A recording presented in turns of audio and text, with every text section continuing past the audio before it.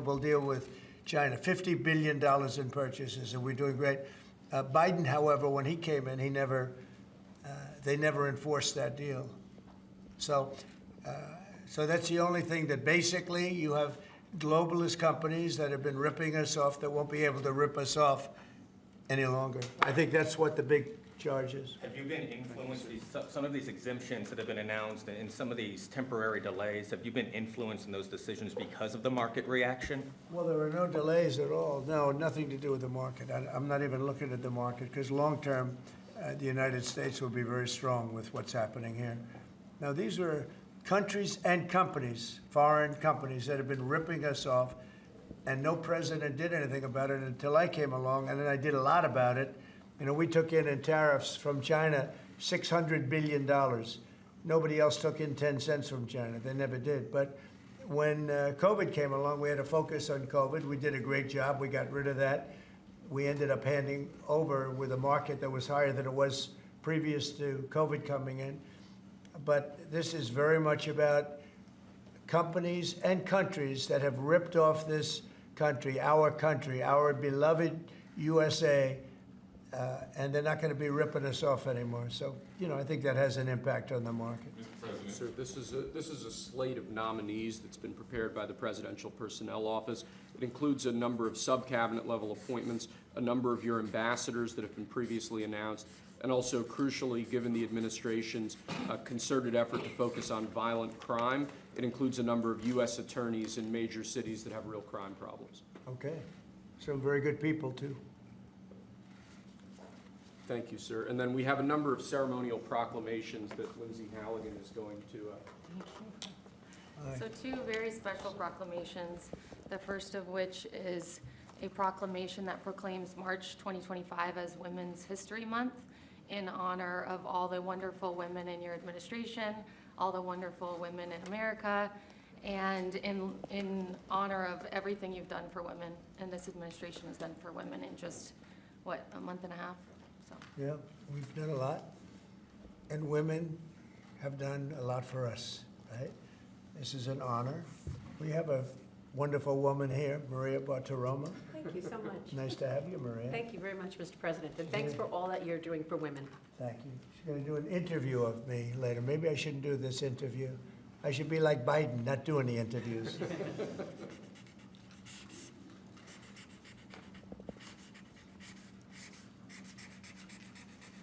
That's great. Women, we love you. We love you too, sir. Thank you. Okay. Excellent. So the second one is a proclamation proclaiming March 2025 as Irish American Heritage Month in honor of, well, to commemorate our amazing friendship between America and Ireland, and to just honor all of the Irish Americans. And I'm a little bit biased because I'm American and Irish, but. Good. Yeah, well, great people. Yeah, great St. people. Patrick's Day is coming up as well. And they voted for me in heavy numbers, so I like them even now. You have to like it. You know, you're not supposed to, but you have to like that. All right. So for the Irish American people, proclamation. Okay.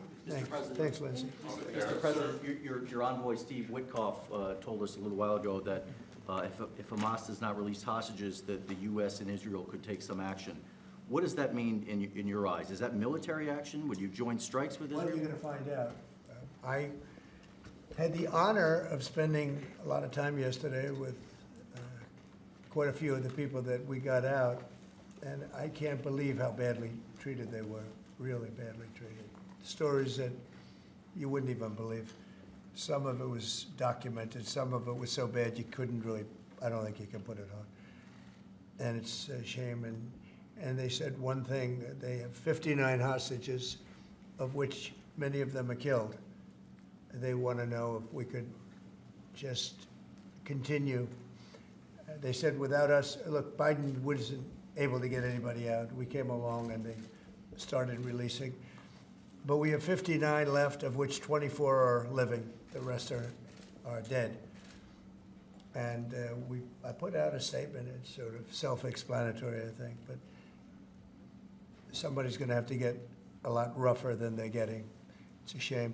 And those 24 that are living, because they were with them just 2 weeks ago or 3 weeks ago, depending on when they got out, but they said they're in very bad shape. You spoke today with your cabinet members and Elon Musk. I did. What did you tell them in regards to Elon Musk and his authorities to carry out actions? We had a great meeting. We had Elon and we had some of the representatives for the business reps. We also had most of the cabinet members, not all of them. It doesn't really pertain to all of them, but many of them. And I thought it was a really good meeting. It was about cutting because everybody knows the country's way out of control in terms of the number of people. We have many people that don't work. We have many people probably that aren't even living that are getting checks. And we're finding all of that out, and it's being reported. We're going to save hundreds of billions of dollars. We've already saved a lot. And parts of it are contracts that are expired that we're paying on. Many crazy things that, you can see it happening. It shouldn't happen, but you can see it happening. You see a lot of it being put out. But the other thing I think most important for today, I want the cabinet members to keep good people. I don't want to see a big cut where a lot of good people are cut. I want the cabinet members to keep the good people, and the people that aren't doing a good job, that are unreliable, don't show up to work, et cetera, those people can be cut. So I had a meeting, and I said, I want the cabinet members, go first, keep all the people you want, everybody that you need. And it would be better if they were there for 2 years instead of 2 weeks, because in 2 years they'll know the people better. But I want them to do the best job they can. When we have good people, that's precious, that's very important, and we want them to keep the good people. And so we're going to be watching them, and Elon and the group are going to be watching them. And if they can cut, it's better. And if they don't cut, then Elon will do the cutting. So, Mr. President, is that a reflection that you think Doge and Elon Musk have been moving too quickly? No, I think they've done an amazing job. They've done an amazing job, and look at what they found. I read it the other night in the speech. I mean, they found these things where billions of dollars has been poured down the drain to things. That's not about people, that's about contracts where billions and billions of dollars was just thrown out the window. It probably got kickbacks. I'm sure there were tremendous kickbacks for the people that authorized those contracts. But no, Elon has been really teaching everybody about the numbers that you can do. But what I want is I want the numbers, but I also want to keep the good people. We want to get rid of the people that aren't working, that aren't showing up, and have a lot of problems. And so they're working together with Elon, and I think we're doing a really great job. We're cutting it down. We have to for the sake of our country. You can't have that kind of fat. It's bloat, and like nobody's ever seen before, where you need 20,000 and they have 120,000 people, and you just don't need that many. And it happens with companies, and it happens with governments, I guess. You could go to a lot of governments, you'd see the same thing. But we're trying to get it down. We want to be able, next year, we could balance the budget.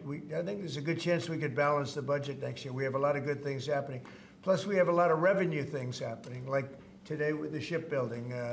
And this gentleman behind me is going to create a lot of jobs.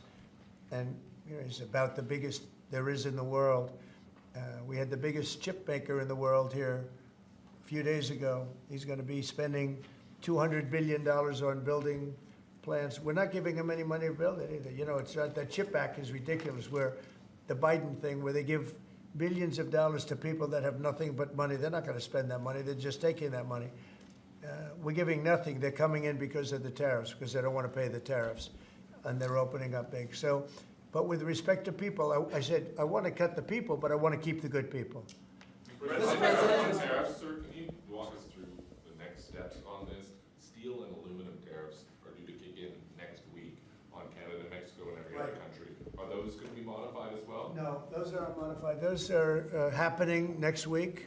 And the big one will be on April 2nd, when reciprocal tariffs. So if India or China or any of the countries that really, India is a very high tariff nation. I'll tell you what's a high tariff nation is Canada. Canada charges us 250% for our milk product and other product. And a tremendous tariff on lumber and things as such, and yet we don't need their lumber. We have more lumber than they do. We don't need Canada's lumber. So what I'm doing is I'll be signing an executive order freeing up our forests so that we're allowed to take down trees and make a lot of money and then reharvest trees. Also, we're cutting fire divides. A fire divide is a 50-yard to 70-yard swath where the trees can't, it's long enough so trees don't burn forever until you can get them out. And those trees can be sold and made a lot of money with. So, but we'll be doing that. We don't need trees from Canada. We don't need cars from Canada. We don't need energy from Canada. We don't need anything from Canada. So where we can be self-sustaining, which is in most things. Look, we have more oil and gas than anybody. Our forests are massive, massive forests. We're just not allowed to use them because of the environmental lunatics that stopped us. So I'm going to be freeing that up very shortly so that we don't have to go to other countries to buy lumber.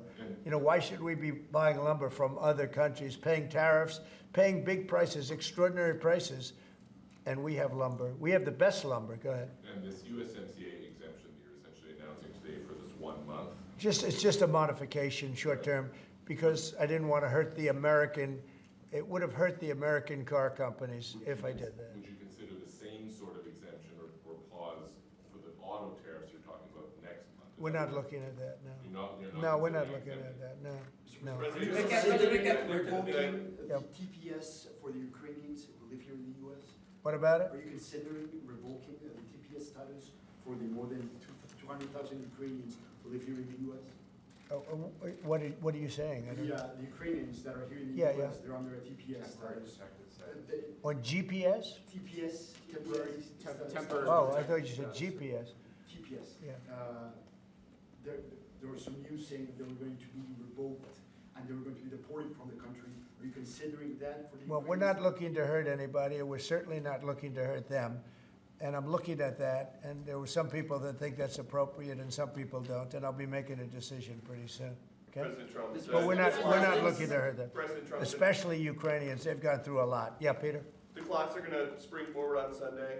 When are you going to get rid of daylight savings time? Okay, are you ready? So, this should be the easiest one of all, but it's a 50-50 issue. And if something's a 50-50 issue, it's hard to get excited about it. I assume people would like to have more light later, but some people want to have more light earlier because they don't want to take their kids to school in the dark. And it's very much, it's a little bit one way, but it's very much a 50-50 issue. And it's something I can do, but a lot of people like it one way, a lot of people like it the other way. It's very even. And usually I find when that's the case, what else do we have to do? And I gotta ask, because you were talking about this in your joint address, you were talking about Butler. It's been 7 months. Why do you think we don't know more about the guy who shot you in the ear? Yeah, oh, well, and the second one with all of his cell phones. So I want to find the answers. I've told them. In fact, today I said, I want to find, we can no longer blame Biden for that one. He should have released that a long time ago. So they are giving me a report next week sometime, and I do believe I'll be releasing. I want to release the report. A lot of people have asked that question. You had one who had 3 apps, 2 of which were foreign, supposedly, and who has the biggest white shoe law firm in Pennsylvania, even though they don't live in necessarily a white shoe area. What's that all about? His law, the law firm. The other one had 7 or 6 cell phones, and I don't have 6 cell phones.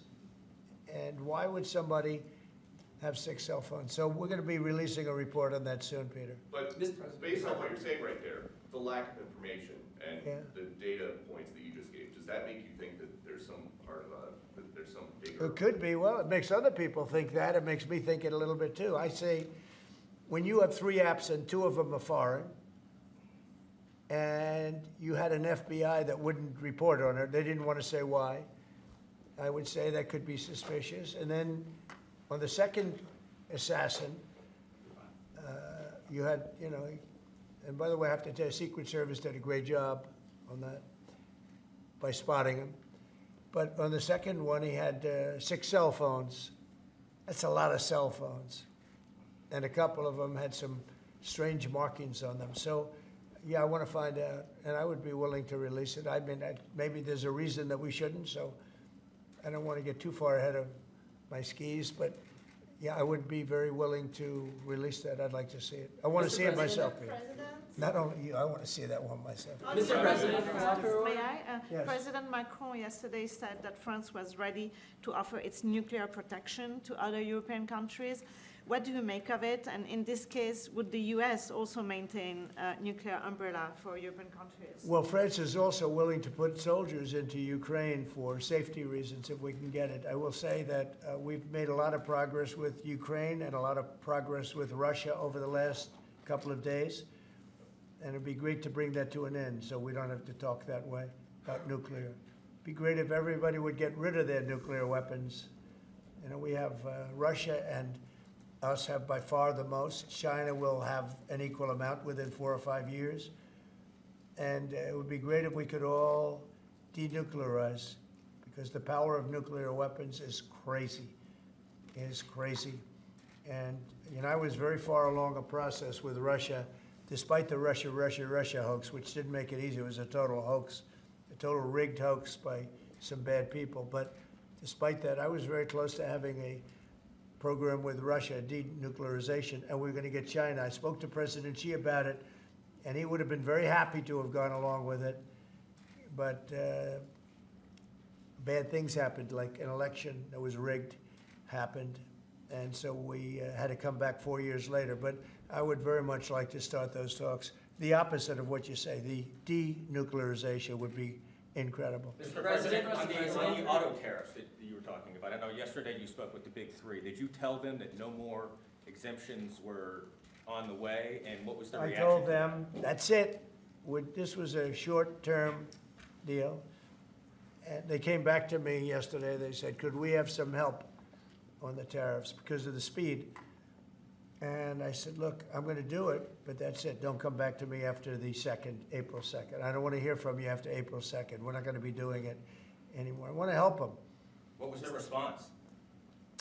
They didn't complain, but I helped them short-term during this short-term transition. April 2nd is going to be a very big day for America. Mr. President, Mr. President. My understanding is that the longstanding U.S. policy is that we do not negotiate with terrorists. So how did you come to the decision to send somebody from your team to negotiate with Hamas? We are having discussions with Hamas. We are helping Israel in those discussions because we're talking about Israeli hostages. And we're not doing anything in terms of Hamas. We're not giving cash. We're not giving $6 billion like you hear other administrations give. In fact, I got 59 hostages out, and we gave nothing. In 59, we gave nothing, not including what's going on with Hamas. I mean, I consider that something where we're helping Israel for the most part. We had a couple of hostages, as you know. We got a couple of hostages out, American hostages. Mr. President, But certainly, Peter, you have to negotiate. There's a difference between negotiating and paying. We want to get these people out. If you would have seen the people yesterday, maybe you did, I don't know, but if you would have seen them, the way they spoke about their captivity, it was unbelievable. It's terrible. Are you thinking about making any changes to NATO where a NATO country gets attacked, but they're not paying enough dues, so the United States doesn't defend them? Well, I've said that to them. I said, if you're not going to pay, we're not going to defend. I said that 7 years ago. And because of that, they paid hundreds of billions of dollars. I said, if you're not going to pay your bills, we're not going to defend you. And it also went for the attack. But if they got attacked, they said, well, does that mean you won't defend us? I said, are you current or are you delinquent? They said, if we were delinquent, would you? I said, nope, I would not. And because of that, as you know, hundreds of billions of dollars came into NATO. You wouldn't have NATO right now if I weren't there. And your previous Secretary General has said that. He said he's never seen anything like it. When I came to NATO, when I first had my first meeting, I noticed that people weren't paying their bills at all. And I said I should wait till my second meeting, and I did. And I brought that up. And I said, if you don't pay your bills, we're not going to participate. We're not going to protect you. And when I said that, as soon as I said that, it was amazing how the money came in. The money came in, and now they have money. But even now, it's not enough. It's really not enough. They should be paying more. Mr. President, question on the investment, sir. You've overseen about $2 trillion worth of domestic private sector investments come in just about 2 months. This is the newest one. It comes after your announcement of a new shipbuilding office at the White House during your joint session to Congress. Can you talk about why this is important, not only for national security, but to continue the renaissance of domestic manufacturing? Well, we have to maintain a strong country. We have to maintain, we want to pay off debt. We have a lot of debt, but that'll start coming off quickly when this all comes around. Look, we've been supporting the whole world. You mentioned NATO and you mentioned other things. We've been supporting the whole world. When I first came in, we were paying almost 100% of NATO. NATO it was crazy. We were supporting NATO. We were paying the bills for other countries. And yet those same countries, mostly European, the European countries were ripping us off in trade. They won't take our cars. They wouldn't take our agricultural product. They wouldn't take anything. Yet we were taking their cars by the millions, Mercedes and BMW and Volkswagen, all of them. We were taking their cars. They weren't taking it. We were taking their farm products. They weren't taking ours. It was a total ripoff. And yet we were protecting them by giving them the money. And, that adds up to a bad number at the end of a lot of years. And that's what happened. And now it's time for this country to stop being ripped off. I had that done very much in the first administration, but then we had to focus on other things at the very end with COVID. And, but we had the greatest economy in history. We had the greatest economy in history. I think we're going to redo it here, but even better. And I wanted to do what we're doing now in the first term, but we had so many other things to do. We had to fix the border, which we did. We had to fix our military. We rebuilt our military.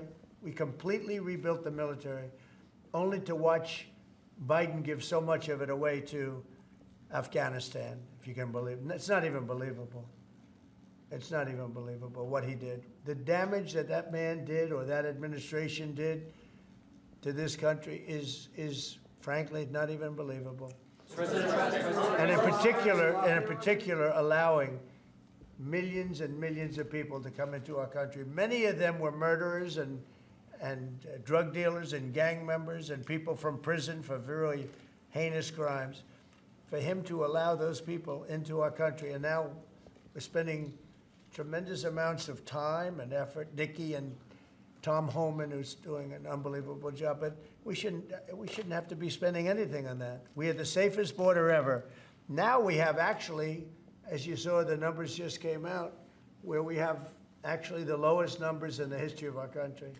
But we shouldn't have had to do that. What we're doing now is we're looking for murderers. Can you believe it? We're looking for murderers because thousands of murderers, some about 50%, killed more than one person. One killed 5 or 7. And we're looking for those people right now. We shouldn't have to be looking for them. President Trump, on Peter's question, are you going to make that policy, U.S. policy, that the U.S. wouldn't defend NATO countries that don't pay? Well, I think it's common sense, right? If they don't pay, I'm not going to defend them. No, I'm not going to defend them. I got into a lot of heat when I said that. You said, oh, he's violating NATO. And, the biggest problem I have with NATO, I really, I know the guys very well. They're friends of mine. But if the United States was in trouble and we called them, we said, we got a problem, France. We got a problem, a couple of others I won't mention. Do you think they're going to come and protect us? They're supposed to. I'm not so sure. With Japan, with Japan we have a deal, which is a very interesting one. And I love Japan. We have a great relationship with Japan. But we have an interesting deal with Japan that we have to protect them, but they don't have to protect us. Do you know that? That's the way the deal reads. We have to protect Japan. And by the way, they make a fortune with us economically. There's another case. But we have to protect Japan, but under no circumstances do they have to protect us. I actually ask, who makes these deals? Yeah, Peter? Well, so why stay in NATO at all? I view NATO as potentially good, but you gotta get You got to get some good thinking in NATO. It's very unfair what's been happening. Until I came along, we were paying close to 100% of NATO. So think of it. We're paying 100% of their military, and they're screwing us on trade. And when Zelensky inevitably comes back to the White House, what do you expect from him? And do you think you'll see him in a necktie? Well, I think what's going to happen is Ukraine wants to make a deal because I don't think they have a choice. I also think that Russia wants to make a deal because in a certain different way that only I know, they have no choice either. Are you still thinking of going to Saudi Arabia and meeting with Putin about this? I don't know. I can't tell you. I'm going to Saudi Arabia. Mr. President, They've been very, you know, I've made a deal with Saudi Arabia where, because normally you'd go to UK first, and last time I went to Saudi Arabia, they put up $450 billion. You know that, right? You were there. We had American companies that took in $450 billion. I said, well, this time they've gotten richer. We've all gotten older. So I said, I'll go if you pay $1 trillion, $1 trillion to American companies, meaning the purchase over a 4-year period of $1 trillion. And they've agreed to do that. So I'm going to be going there, and I have a great relationship with them, and they've been very nice. But they're going to be spending a lot of money to American companies for buying military equipment and a lot of other things. Is that a trip in the near future? Probably over the next month and a half. Yeah. Mr. President, you told us a couple of weeks ago that you were looking to speak with President Xi of China. That hasn't happened. How come? What are you Well, waiting I have for? spoken to him, yeah. Since that last phone call? I don't want to say that, but I have spoken to him. Yeah, please. Yeah, Mr. President, I have a great relationship with President Xi. But you've spoken to him It was since hurt January because of 17th. COVID. Thank you, Mr. That's why I don't call it the China virus anymore. He said, please don't call it the China virus. But to be clear, you've spoken to him since January 17th? I don't want to say that, but I have spoken to him. Thank you, And Mr. President. I speak to him a lot. Regarding this executive order you signed revoking security clearances at Perkins Coie, do you think there should be more steps like this to be taken against other people involved in the Russia collusion? I do, but that's going to be up ultimately to the Attorney General and various other people. Absolutely. Just as a follow-up, the other night, we saw Democrats' behavior during your joint address to Congress. Yeah. Do you think it shows just how out of touch they are with the American people, especially given that 79%, according to a CBS poll, approved of your I love this guy. Who are you with? My name's Nick Gilbertson with Breitbart News. I see. I really liked your questions. Thank you very much, Mr. President. Sir, regarding the executive order. The answer is just, Nick, just to, and I know your name very well. Good job, you do. Thank you. Yeah, the answer is I thought it was very embarrassing for the Democrats what happened the other night. And that's not said for any other reason other than it's obvious, it's fact. Even CNN Fake News said that. They came out and they said it. And worse than CNN is MSDNC, which is the worst. And the good news is very few people watch them anymore. They have lost such credibility. And frankly, what Nicole Wallace said, I've never been a fan of hers, and she's not very talented. But I'll tell you, what she said the other day about that young man is disgraceful. She should be forced to resign.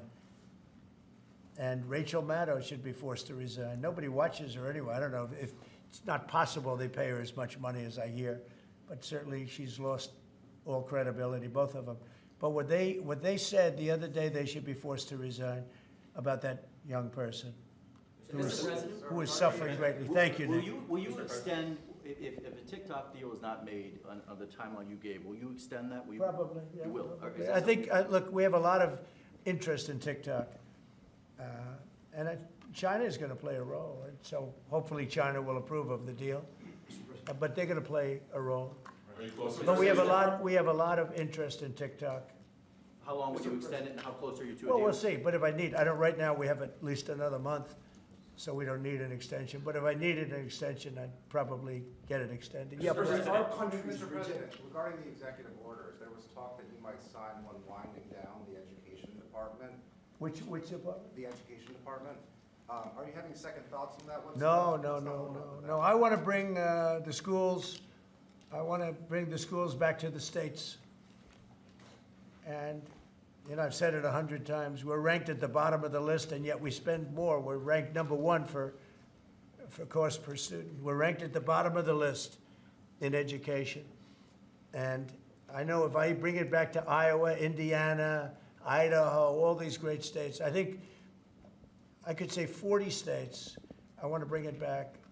10 states won't be perfect, 5 states will be probably not so good, but they will be every bit as good as Norway and Denmark and Sweden and all of the states that are rated at the top. If you tell me about Indiana and some of these great states that run really well, Iowa, you tell me about those states, and if they run their own education, they're going to do a lot better than somebody sitting in Washington, D.C. that couldn't care less about the pupils out in the Midwest. When do you think that might be signed then? When would you sign that order? Well, I want to just do it. I mean, we're starting the process. We're trying to get the schools back into the states. Let the states run the schools.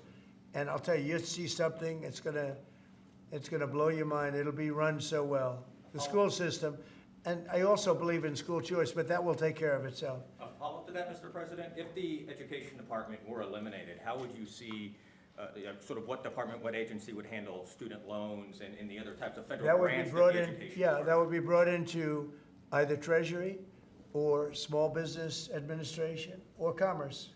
And we've actually had that discussion today. I don't think the education should be handling the loans. That's not their business. I think it'll be brought into small business maybe. Kelly really liked it and really would like to do it. So the loans would be brought into a group where they really do that. And I think it's, that is, by the way, the most complicated thing in moving.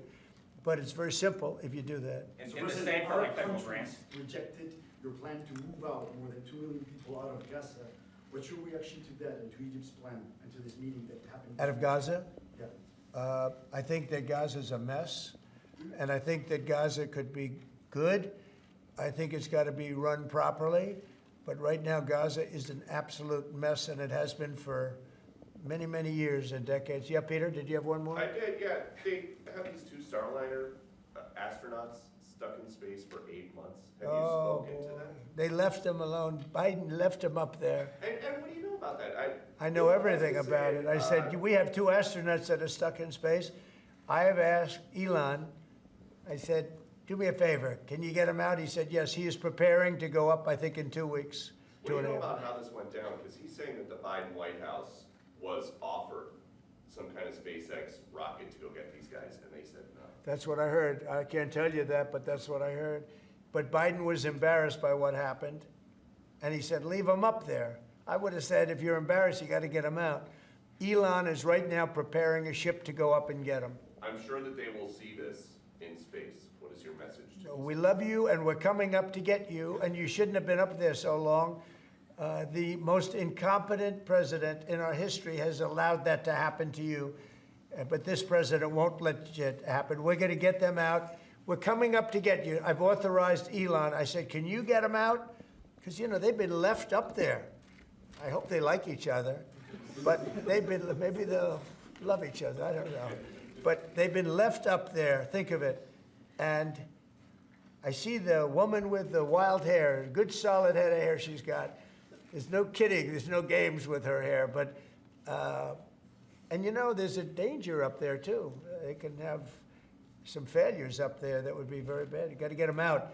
So I've authorized Elon a week ago. I said, you know, we have 2 people up there that Biden and Kamala left up there, and he knows it very well. I said, are you equipped to get him? He said, yeah, he's got a Starship, and they're preparing it right now. And so Elon is going to go up and get him. Should I go on that journey just to be on the ship when we stop? If that's an option, yes. I should do it. Oh, that's terrible. I thought he liked me. I thought he liked me. I thought, Maria, should I do it? Well, you should then come. Stay here. Maria likes me better. President Trump, you should then come back from space. Well, oh, when they come back, I'll greet them. How about that? No, we're going to get them out. I've authorized Elon Musk to go and get them, and he's prepared to do so. Mr. President, what are you making of the market sell-off this week? I think it's just, I think it's globalist that see how rich our country's going to be, and they don't like it. You know, there's a big market out there. But again, they've been ripping off this country for years, and now, and they're going to do great. Everyone's going to do great, but we can't let this continue to happen to America. Otherwise, we're not going to have a country any longer. Thank you very much, everybody.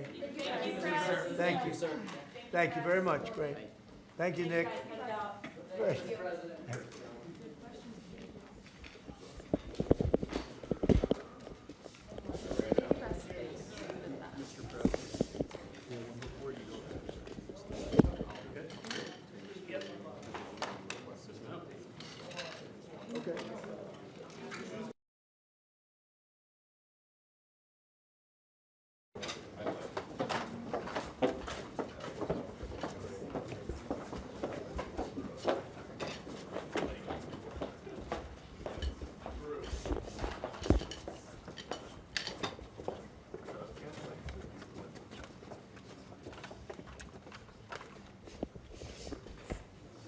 You've done this before, right?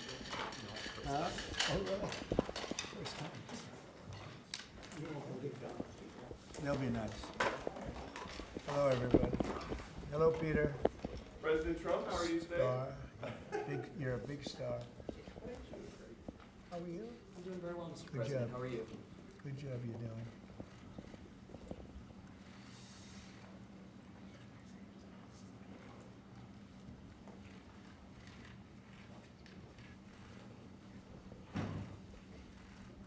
Thank you very much. Today, we're delighted to be joined by Rodolphe Sade, the Chairman and CEO of CMA CGM, one of the largest shipping companies in the world, probably number 2 in the world, probably going to be number 1 in the not-too-distant future, knowing him.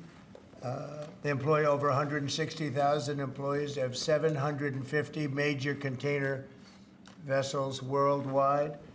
And I'm thrilled to announce that he's going to be investing $20 billion into the United States because of the election results, which comes along with a lot of other things like great protections and other things.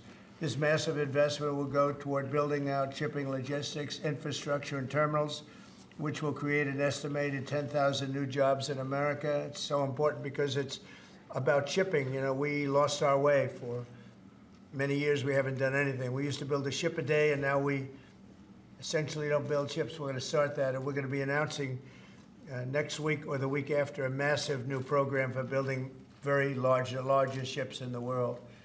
And it'll have to do with incentives, taxes. They'll be coming from all over the world, just like they are with cars, with what we've done with tariffs.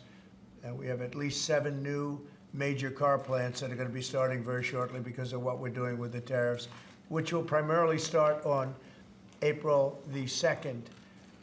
Most of the tariffs go in April the 2nd. Right now we have some temporary ones and small ones on relatively small, although it's a lot of money, having to do with Mexico and Canada. But the predominant tariffs will go, they'll be reciprocal in nature. They'll be going on April the 2nd, so we'll be talking about that. It'll be a big game changer for our country because we've been ripped off by every country in the world. And now whatever they charge us 150, 200%, and we charge them nothing. So whatever they charge us, we're going to charge them. And there'll be no getting out of it. So we look forward to April 2nd. I've been looking forward to that date for a long time. I had it as April 1st, but I didn't want to be hit for April Fool's Day. I'm a very superstitious person. So we made it April 2nd. It probably cost us a lot of money doing that, but it's okay. I feel better about it. And that'll be something very big. But I'd like to ask Rodolphe if you'd say a few words, please, about what you're going to do, and also about the possibility of shipbuilding in our country. Please. Thank you very much, Mr. President. Yes, indeed, we are CMA CGM, one of the leaders in shipping and logistics around the world. We are very enthusiastic about this big announcement of today. We are investing $20 billion in shipping and logistics. This means the creation of 10,000 new American jobs. We're also looking at investing in shipbuilding of container vessels, and we most probably will be making also announcement in the next coming weeks. And we would like also, Mr. President, to go for more U.S. flag vessels. and we will go from 10 that we operate today to 30 U.S. flag ships, and hopefully doing more in the months to come. Thank you very much, Mr. President. Thank you, and congratulations on your great success. He's built one of the, with his father, before him, built one of the great shipping empires of the world. And that is, I never heard 750. It sounds like a lot to me, doesn't it, huh? It is, Mr. President. That's a fantastic company. Congratulations. Really Thank great you. job. And a real honor to have you. Why is it that more people don't have American flags? They seem to have Panamanian flags and Liberian flags. They don't seem to have a lot of American flags. But this will change, Mr. President. You will have more ships with U.S. flag as we move forward, and you can count on us to do as much as we can. That's very good. It's true. Other countries take advantage of us even on that. So we're going to be changing that around, and I appreciate you coming up and even bringing it to our attention. It's really a great thing. Thank you very much. Thank you, Mr. President. Appreciate it. Will, could you come over? We're going to Yes, sir. sign some executive orders. Sir, your administration has made it a priority both to end lawfare and the weaponization of government, and also to hold those who have engaged in lawfare accountable. One of the law firms that has been involved in that is called Perkins Coie. That's also a law firm that has engaged in unlawful DEI practices. This executive order will suspend And I've watched it take place. This executive order will suspend security clearances and access to certain federal resources for that law firm, and also launch a holistic review of unlawful DEI practices at some of the nation's largest law firms. This is an absolute honor to sign. What they've done is it's just terrible. It's weaponization. You could say weaponization against a political opponent, and it should never be allowed to happen again.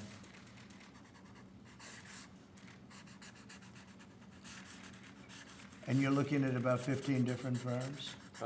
That or more, sir, yes. Okay.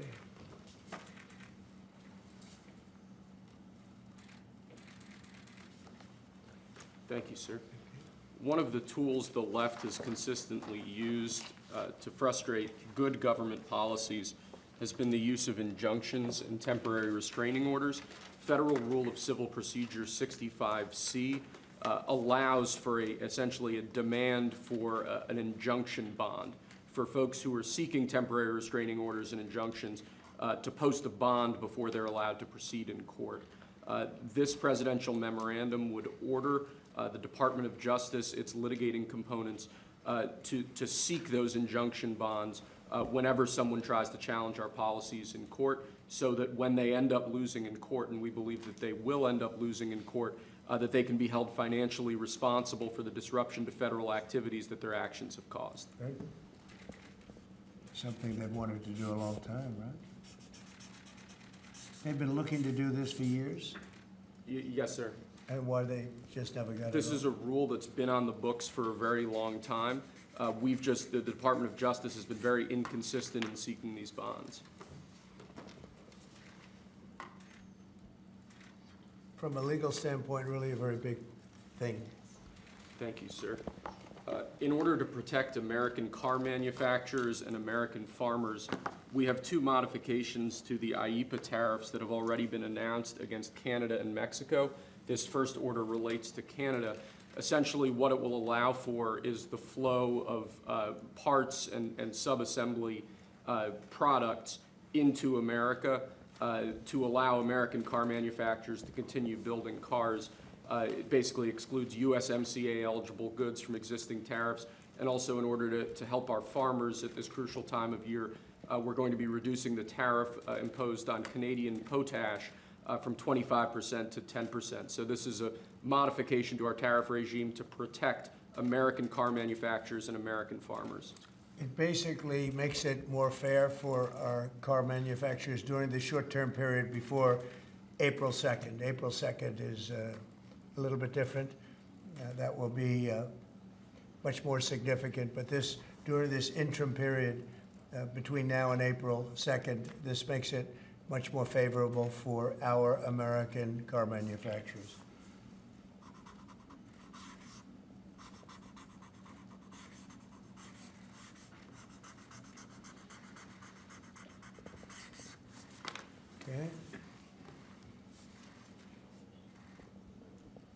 Can you see that, Peter? Look, nice to be tall, Peter, right? I see right over. You can see it, so nice. That's why he's such a gentleman. He doesn't have to rush. Okay? And this is the same just for Mexico, sir, the previous one. Same was thing for Canada. Mexico. That's One for exactly right. Canada, one for Mexico. Yes, sir. They've been in the news lately, haven't they? And I spoke to the president of Mexico, wonderful woman, today, and we helped them out with the problem they were having to do with the tariffs, short-term tariffs. And we had a very good conversation. Also, we discussed drugs, and they've been working much harder lately. Do you notice that? On people coming in and drugs, and we've made tremendous progress on both.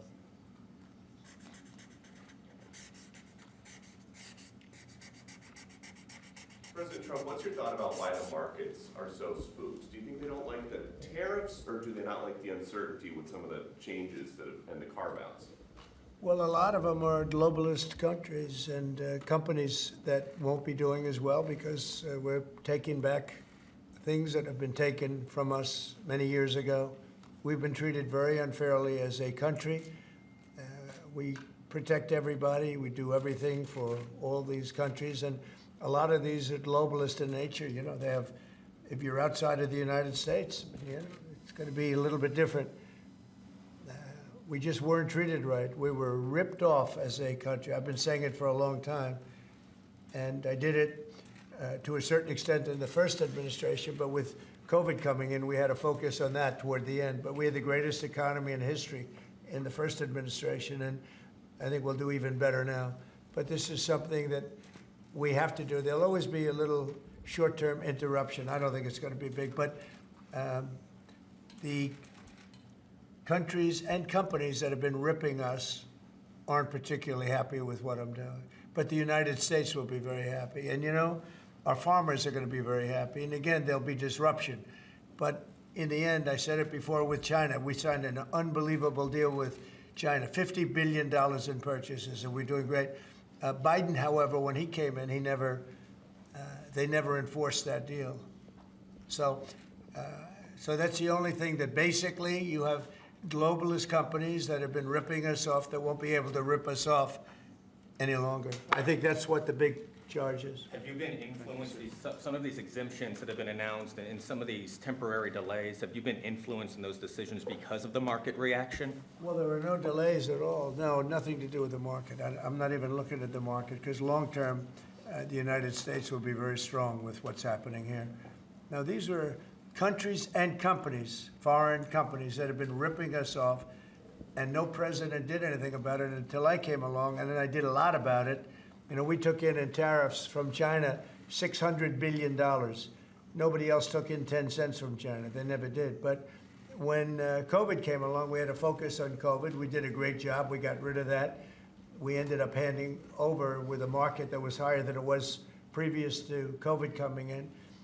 But this is very much about companies and countries that have ripped off this country, our beloved USA, and they're not going to be ripping us off anymore. So, you know, I think that has an impact on the market. Mr. President. Sir, this is a slate of nominees that's been prepared by the Presidential Personnel Office. It includes a number of sub-cabinet level appointments, a number of your ambassadors that have been previously announced, and also, crucially, given the administration's concerted effort to focus on violent crime, it includes a number of U.S. attorneys in major cities that have real crime problems. Okay.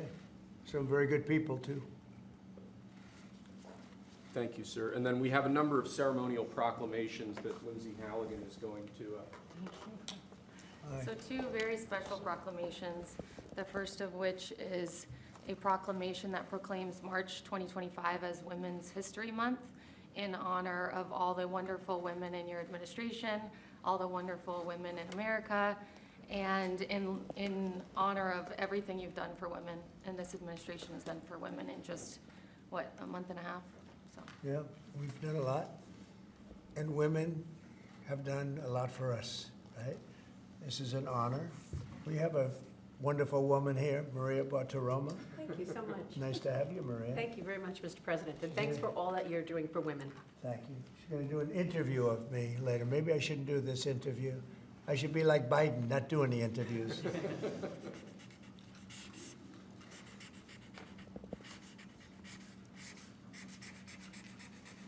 That's great. Women, we love you. We love you too, sir. Thank you. Okay.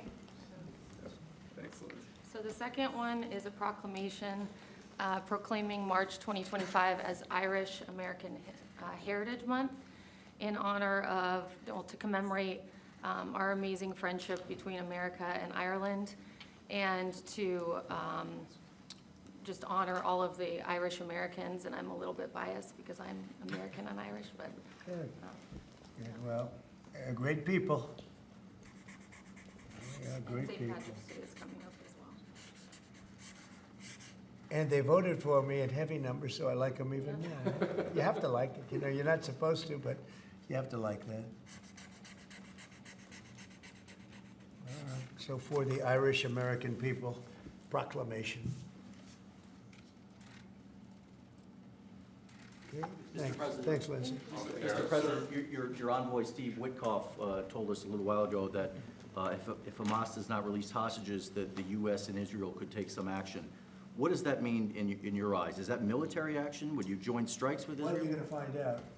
I had the honor of spending a lot of time yesterday with quite a few of the people that we got out, and I can't believe how badly treated they were, really badly treated. Stories that you wouldn't even believe. Some of it was documented, some of it was so bad you couldn't really, I don't think you can put it on. And it's a shame. And they said one thing, they have 59 hostages, of which many of them are killed. They want to know if we could just continue. They said without us, look, Biden wasn't able to get anybody out. We came along and they started releasing. But we have 59 left, of which 24 are living. The rest are dead. And I put out a statement. It's sort of self-explanatory, I think. But somebody's going to have to get a lot rougher than they're getting. It's a shame. And those 24 that are living, because they were with them just 2 weeks ago or 3 weeks ago, depending on when they got out. But they said they're in very bad shape. You spoke today with your cabinet members and Elon Musk. I did. What did you tell them in regards to Elon Musk and his authorities to carry out actions? We had a great meeting. We had Elon and we had some of the representatives for the business reps. We also had most of the cabinet members, not all of them. It doesn't really pertain to all of them, but many of them. And I thought it was a really good meeting. It was about cutting because everybody knows the country's way out of control in terms of the number of people. We have many people that don't work. We have many people probably that aren't even living that are getting checks. And we're finding all of that out, and it's being reported. We're going to save hundreds of billions of dollars. We've already saved a lot. And parts of it are contracts that are expired that we're paying on. Many crazy things that, you can see it happening. It shouldn't happen, but you can see it happening. You see a lot of it being put out. But the other thing I think most important for today, I want the cabinet members to keep good people. I don't want to see a big cut where a lot of good people are cut. I want the cabinet members to keep the